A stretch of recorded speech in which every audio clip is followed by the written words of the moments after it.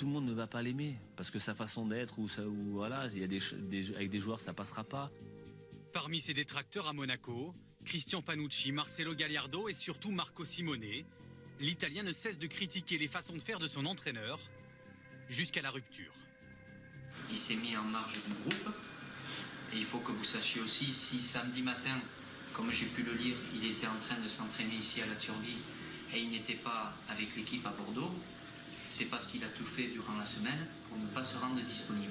C'est une personnalité, Marco, et donc chacun voulait montrer sa personnalité, donc il voulait qu'il y en ait un qui soit plus que l'autre. Et bon, l'entraîneur, c'est celui qui a raison. Et j'en ai perdu en route, où ils se sont égarés. Tout dépend un peu des deux, quoi. Ça n'a pas toujours marché non plus, mais voilà, j'ai une ligne directrice, je m'y tiens.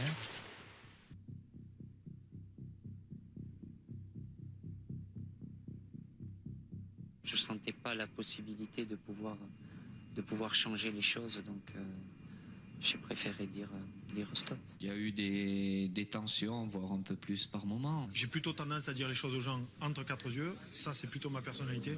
Que de faire dans le cul des gens, c'est pas mon truc, ça. Je pense que personne ici n'a le monopole de l'amour de l'OM. À quel prix Didier Deschamps construit-il ses victoires? Sa carrière d'entraîneur est ponctuée de conflits. En savoir plus sur leurs origines est un exercice délicat. Plusieurs anciens dirigeants ont refusé nos demandes d'interview. Certains ont pourtant accepté, avant de se rétracter. Après mûre réflexion, j'ai pas envie de m'exprimer là-dessus. Vu le contexte actuel, je pense que ça sert à rien de repartir dans un autre débat. Après, il y a des choses très bien, il y a des choses moins bien, donc ça sert à rien d'aller plus profond, quoi. Il y a une compétition à préparer.